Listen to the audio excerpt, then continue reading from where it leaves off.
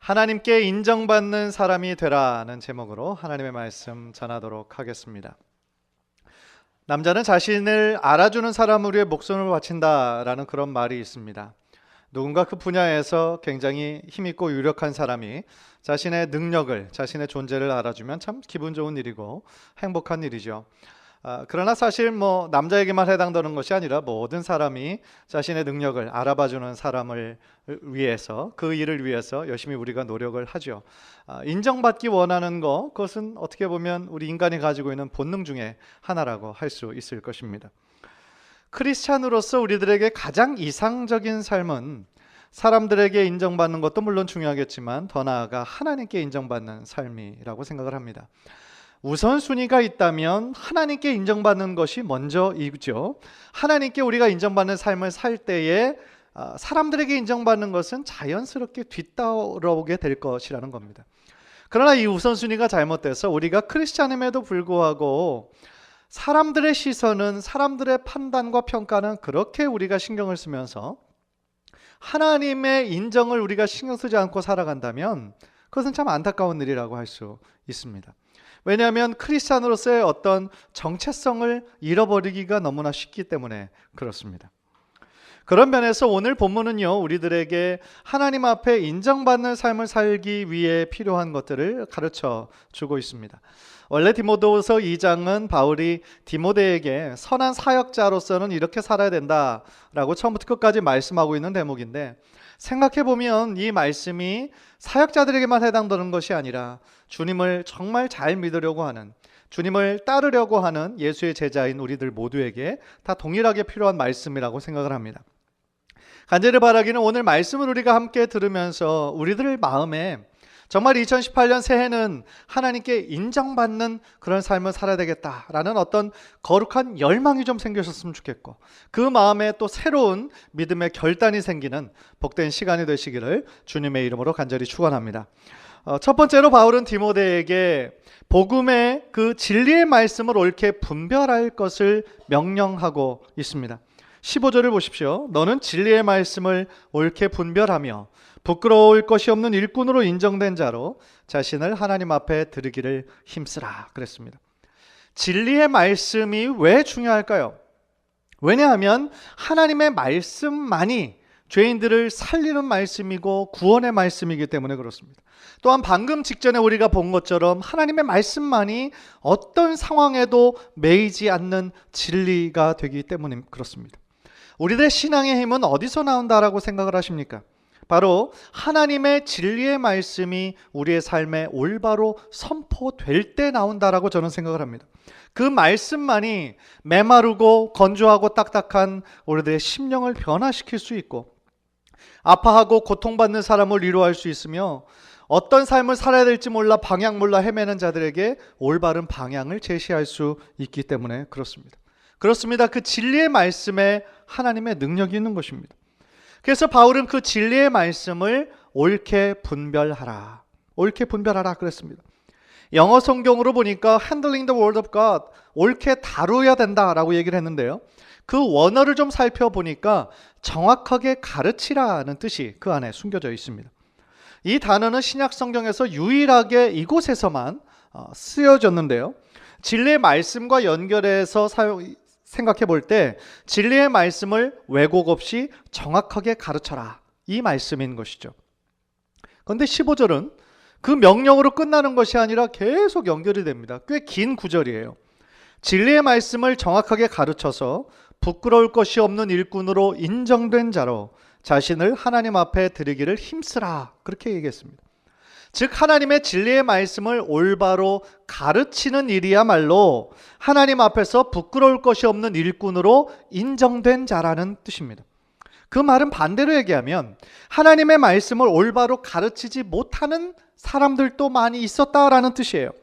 거짓 교사들, 거짓 사역자들, 이단들은 결국 하나님 앞에 큰 부끄러움을 당할 것이고 징계를 받을 것이다 라는 것입니다. 여기서 중요한 거는요, 하나님 앞에 인정받는 자가 되기까지 그 과정은 단순한 과정이 아니라 여러 가지 시험과 또한 검사가 수반된다라는 거예요. 마치 어떤 금속을 재련하여서 여러 가지 검사와 시험을 거친 후에 어떤 인증된 Certified 마크를 받는 것처럼 여러 힘든 과정을 거쳐야 된다라는 것입니다. 따라서 바울은 여기서 디모데에게 하나님께 인정된 자가 되라, 꼭 단순히 권한 것이 아니라 하나님 앞에 인정받는 자로 서기까지 너는 그 준비 과정을 잘 견디고 인내해서 하나님 앞에 인정된 자로 서라, 그렇게 지금 권면하고 있다라는 것입니다. 다시 말하면 하나님의 말씀을 그냥 잘 가르친다라고 해서, 올바로 가르친다라고 해서 그것으로 그 사람의 사명이 끝난 것이 아니라 부끄러울 것이 없는 일꾼으로 인정된 자로 그의 삶에 마땅히 따라야 하는 어떤 도덕적인 삶, 영적인 삶이 수반되어야 한다라는 것입니다. 그 말씀이 정말 진리의 말씀인지 자신의 삶을 통해 증명하는 삶을 살아야 된다라고 얘기를 하는 거죠. 여기서 하나 깨닫는 것이 있어요. 그게 뭐냐면 하나님께서 정말 중요하게 생각하시는 것은 어떤 성과가 아니라 그 사람의 삶 전체를 보신다는 거예요. 과정도 중요하고 그 사람의 삶 전체 자체가 참 중요하다게 보신다는 거예요. 보통 사람은 어떻습니까? 그 한 사람의 어떤 삶과 과정을 주로 보는 것이 아니라 그 사람이 이루어낸 어떤 성과를 주로 봅니다. 그래서 그 과정이 어찌됐든 높은 점수를 받으면 인정해주고, 어떤 눈에 보이는 어떤 결과물을 가지고 있을 때 크게 그 사람을 인정해줍니다. 그러나 하나님께서는 그 사람을 보실 때, 그 사람을 판단하실 때 그 사람의 어떤 성과물을 가지고 이거 몇 개 못했어, 그렇게 판단하시는 것이 아니라 그 사람에게 맡겨진 자리에서 얼마나 충성하느냐, 그거를 보신다라는 거예요. 즉 그 사람의 평상시의 삶과 삶의 태도를 굉장히 중요하게 생각하신다라는 것입니다. 그래서 15절을 다시 보면 바울은 디모데에게 진리의 말씀을 옳게 분별하며 부끄러울 것이 없는 일꾼으로 인정된 자로 자신을 하나님 앞에 드리기를 뭐하라? 힘쓰라, 그렇게 얘기를 했어요. 하나님 앞에 부끄러울 것이 없는 일꾼으로 인정된 자로서 계속하여 자신의 삶을 하나님 앞에 드리기로 힘써야 된다라는 것입니다. 그래서 NASB 영어 성경을 보면 be diligent라고 번역해서 그 일을 부지런히 해야 된다라고 얘기를 했고요. NIV 성경을 보니까 do your best 이랬어요. 최선을 다해서 우리들의 지속적인 노력이 필요하다라는 거예요. 즉 우리에게 맡겨진 그 삶의 자리에서 게으르지 말고 최선을 다하여 하나님 앞에 부끄러울 것이 없는 일꾼으로 인정된 자가 되어야 한다라고 말씀하고 계시다는 겁니다.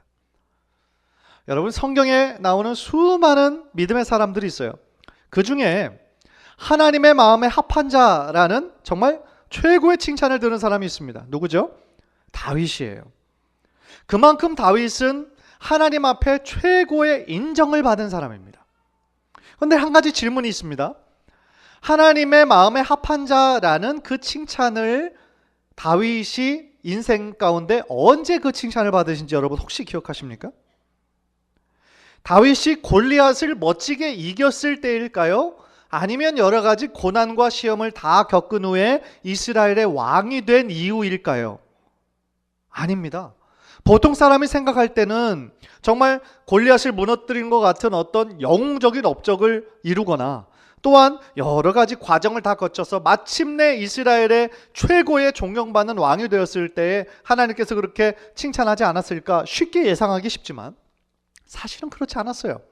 하나님의 마음에 합한 자라는 칭찬과 인정을 들었을 때 아무것도 아니었을 때였습니다. 목동이었을 때였어요. 양을 치고 있었을 때였어요. 그래서 하나님께서 사무엘을 시켜서 이새의 집에 내가 왕으로 기름 부을 자가 있다라고 얘기해서 사무엘이 그 기름을 준비하고 그 집으로 갔지 않았습니까? 그런데 그 자리에서 사무엘이 오니까 얼마나 그 이새와 그 아들들이 기대를 많이 했겠어요. 한편으로는 두려움도 있었겠지만. 그래서 그 자리에 모여 있는데 이새와 그의 7 아들만 있었다라고 그래요. 그 자리에 다윗이 없었어요. 그 얘기는 뭡니까? 그 이렇게 귀중한 자리에 설마 우리 막내 아들 다윗, 양을 치는 다윗이 포함될까 의심했던 거죠. 전혀 생각하지 않았던 거예요. 그래서 7 형들도 그 누구도 우리 다윗이 없는데요, 그런 얘기를 아무도 하지 않았어요. 그 정도로 존재감이 없었고 그 형제들 아버지에게 어떻게 보면 무시를 받고 있었던 사람이었습니다. 그러나 다른 사람들은 아무도 인정하지 않았고 아무도 크게 주목하지 않았던 그 다윗을 하나님께서는 주목하셨다라는 거예요. 다윗의 무엇을 주목하셨을까? 그가 양을 치면서 하나님을 찬양하는 것, 자신의 온 마음을 다해 하나님을 사랑하는 것, 맡겨진 일에 충성하는 다윗의 모습을 하나님께서는 그 이전부터 지켜보고 계셨다는 거예요. 사랑하는 성도 여러분, 하나님께서 가장 유심히 지켜보시는 것은 우리들의 어떤 눈에 보이는 성과가 아닙니다. 우리들의 마음의 중심이라는 것을 늘 기억하시기를 바랍니다. 우리 마음의 중심에 무엇이 있느냐 하는 것은 결국 우리가 하나님을 얼마나 우선적으로 사랑하고 있으며 얼마나 하나님의 뜻을 좇고 순종하느냐에 달린 것이란 겁니다. 우리가 하나님을 사랑하고 정말 소중하게 생각한다면 우리는 하나님의 진리의 말씀을 소중하게 생각할 것입니다. 우리가 정말 관심을 가지고 있는 것이 하나님으로부터 오는 어떤 축복이 아니라 하나님 자체라면 우리는 하나님을 알아가기에 더욱더 노력할 것입니다.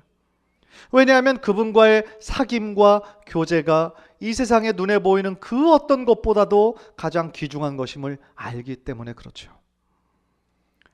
우리가 신앙적으로 하나님에 대해서 어떤 about God에 대해서 그 지식을 많이 쌓아가는 것이 중요한 것이 아니라 하나님을 아는 것, knowing God, 하나님을 인격적으로 아는 것이 그래서 소중하다라는 것입니다. 2018년 새해가 벌써 2주가 지났습니다. 연초의 결심대로 여러분들 하나님의 그 말씀 바이블 타임을 이용해서 읽고 있는데 우리 자녀들과 함께 여러분들 잘 읽고 계십니까? 솔직히 요즘 본문은 역대상이에요. 물론 주일은 시편과 잠언 말씀이던데 역대상을 읽으면서 여러분들 매일같이 어떤 쏟아지는 은혜를 경험하시는 분 계십니까? 혹시 그러시다면 저한테 비결 좀 알려주세요. 힘들어요. 예. 역대상 읽으면서 이게 도대체 무슨 의미가 있는 거지? 라는 생각이 아마 많이 드실 겁니다. 왜 여기 있는지도 우리가 의미를 잘 모를 거예요. 그러나 중요한 건 뭐냐면요, 잘 이해되지 않아도 매일같이 어떤 큰 은혜를 받지 않아도 그 말씀을 부지런히 붙잡고 있는 우리들의 마음이에요.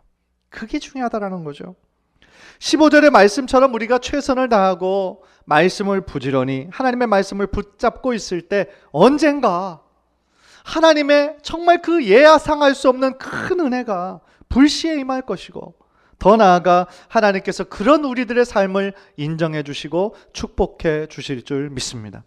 간절히 바라기는 하나님께서 주목하시는 그리고 인정하시는 바로 그 믿음의 사람, 바로 그 믿음의 한 사람 모두 되시기를 주님의 이름으로 간절히 축원합니다. 두 번째로 바울은요, 디모데에게 속된 잡담을 피하라 그렇게 말하고 있어요. 16절을 보십시오. 망령되고 헛된 말을 버리라. 그들은 경건하지 아니함에 점점 나아가나니. 망령되고 헛된 말을 그 우리말 성경, 세번역 성경은 좀 쉬운 말로 했는데요, 그게 속된 잡담을 피하라 그렇게 번역을 했습니다. 그 이유가, 그렇게 하지 말라고 명령한 그 이유가 바로 뒤에 나오는데요, 경건하지 아니함에서 점점 나아간다. 무슨 얘기예요? 경건함이라는 전혀 상관이 없다라는 거예요. 그런 말들이 경건해지는 거하고는 전혀 상관없이 오히려 거기에서 멀어진다, 그렇게 경고하고 있는 것이죠. 그래서 바울은 심지어 그와 같은 말들을 17절에서 악성 종양과 같이 퍼져나간다, 그런 말들은 그렇게 얘기를 해요. 악성 종양은 뭡니까? 순식간에 생기는 것이고 굉장히 빨리 퍼지죠. 아주 굉장히 나쁘게, 그죠? 그래서 결국 그 몸에 완전히 퍼지면 어떻게 돼요? 죽을 수밖에 없는 거예요. 그러니까 바울이 이렇게 세게 경고하는 것은 뭡니까?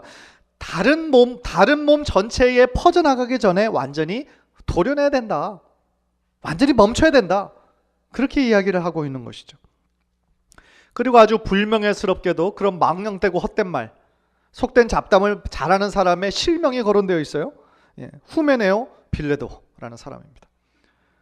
지금 바울이 이렇게 강하게 이야기하고 있다는 것은 뭡니까? 현재 디모데가 섬기고 있는 에베소 교회에 이런 자들이 있었다라는 거예요. 망령되고 헛된 말, 속된 잡담을 통해서 경건의 열매와는 전혀 상관이 없는 그런 거를 즐기는 사람들이 있었다라는 거예요.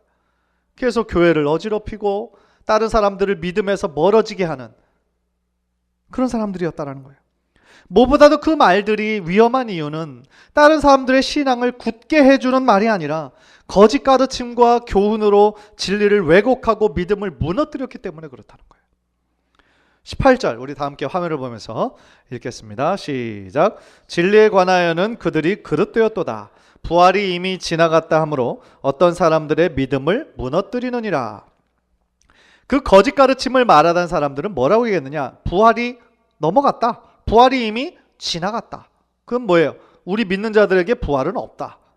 그렇게 얘기했던 거죠. 만약에 그들의 말이 옳다라고 한다면 우리 모든 신앙인들이 바라는, 소망하는 그 부활이 없다면 어떻게 되겠어요? 이거 헛수고 아닙니까? 그러나 그것은 전혀 사실이 아니라 복음의 진리를 왜곡하는 거짓된 것이었고 이단의 가르침이었던 것이죠. 그래서 그런 복음을 왜곡하는 자들에 대해서 바울은 갈라디아서에서 굉장히 따끔하게 경고한 적이 있습니다. 갈라디아서 1장 9절인데요. 우리가 전에 말하였거니와 내가 지금 다시 말하노니 만일 누구든지 너희가 받은 것 외에 다른 복음을 전하면 저주를 받을지어다. 그랬어요. 바울은 이렇게 복음의 본질을 변질시키려는 자들에게 하나님의 저주와 심판이 임할 것을 강력하게 경고하고 있던 것이었습니다. 사랑하는 성도 여러분, 우리가 하는 모든 말에는 다 힘이 있어요. 우리가 하는 모든 말에는 다 권세가 있습니다. 어떤 말은 사람을 살리기도 하지만 어떤 말은 반대로 사람을 죽이는 말이 되기도 해요. 요즘 SNS 시대를 살아가면서 어떤 유명인들에게 막 어떤 익명성을 이용해서 악플을 다는 사람들이 참 많이 있다고 그러죠. 그래서 그 사람의 뭐 외모를 비하하고 인격을 모독하고 엄청난 그런 말을 하는 사람들이 상당히 많이 있어요. 그래서 멘탈이 좀 강하지 못한 사람들은 그것을 보고 너무나 큰 상처와 충격을 입어서 자신의 목숨을 끊는 사람들도 얼마나 많은지 몰라요. 한국의 청소년들 사이에서도 그런 일들이 많아요. 그런 것으로 막 한 사람을 따돌림시키고 비방하고 사진을 올리고 그렇게 하는 것이죠. 얼마나 못된 겁니까? 이처럼 말에는 엄청난 힘이 있고 영향력이 있다는 거예요. 따라서 우리가 크리스찬으로서 정말 행해야 될 말은 사랑의 말, 격려의 말, 축복의 말, 위로와 격려의 말, 그런 말들을 할 때 그 말을 듣는 사람들이 힘을 얻고 또 새로운 용기를 얻게 되는 거예요. 그러나 반대로 어떤 사람들을 욕하고 비방하고 정죄하고 판단하는 그런 말을 한다면 그 말을 들은 사람들은 얼마나 낙심하고 절망하겠어요. 심지어 더 나아가 믿음이 흔들리고 교회를 떠나고 하나님을 떠나게 버리는 경우가 얼마나 많이 있습니까? 그래서 바울은 14절에 보면 서로 말다툼을 하지 말라 강하게 경고하고 있어요. 교인들 안에, 성도들 안에 말다툼을 하지 말라. 14절입니다. 우리 다 함께 읽죠. 시작. 너는 그들로 이 일을 기억하게 하여 말다툼을 하지 말라고 하나님 앞에서 엄히 명하라. 이는 유익이 하나도 없고 도리어 듣는 자들을 망하게 함이라. 바울은 아주 단호한 어투로 성도 간에 말다툼하고 논쟁하기 좋아하는 자들이 있다면 엄히 다스리라. 그렇게 경고하고 있어요. 그 이유가 논쟁의 유익이 하나도 없다라는 거예요. 듣는 자들을 망하게 한다라는 겁니다.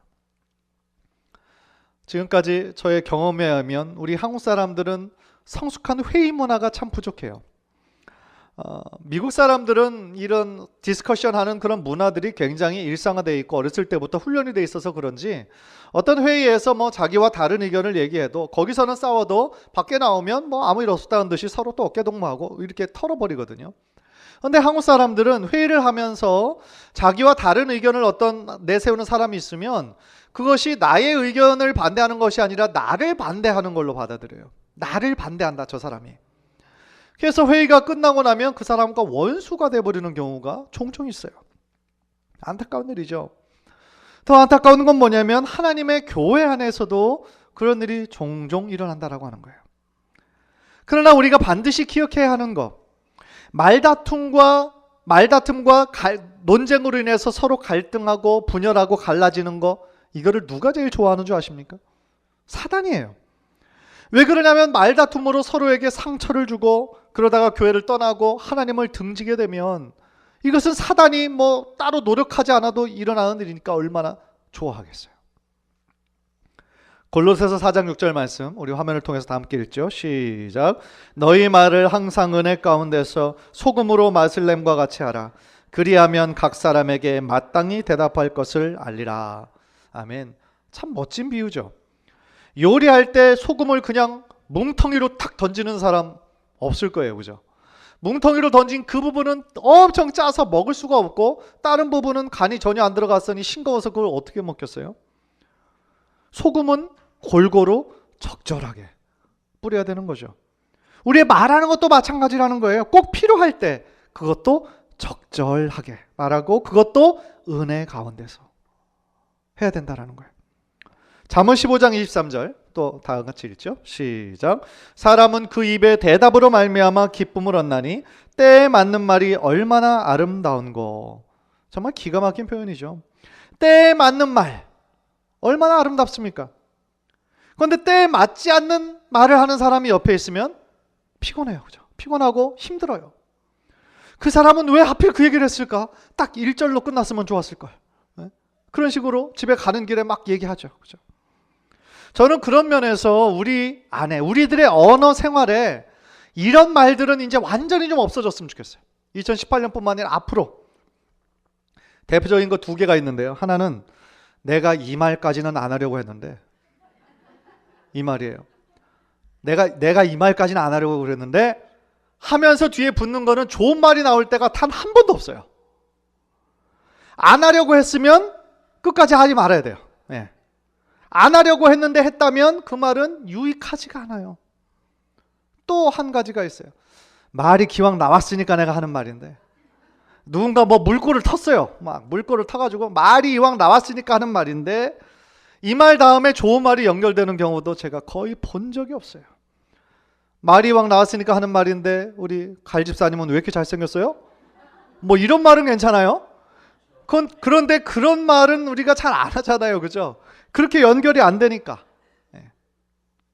또 어떤 사람들은 상대방의 어떤 단점과 또 자기 마음에 들지 않는 것을 반드시 이야기해 줘야 된다라고 생각하는 사람들이 있어요. 마치 자신의 사명처럼 여기는 거예요. 다른 사람들은 못하니까 나라도 해야 된다. 그러나 곰곰이 생각해 보면은요, 그 사람이 그 사람에게 얘기하는 그 동기가 정말 사랑일까? 아닌 경우가 많아요. 대부분의 경우는 자기가 못 참아서예요. 못 참아서 이렇게 말을 하지 않으면 자기가 속병이 나서 죽을 것 같아서 얘기하죠.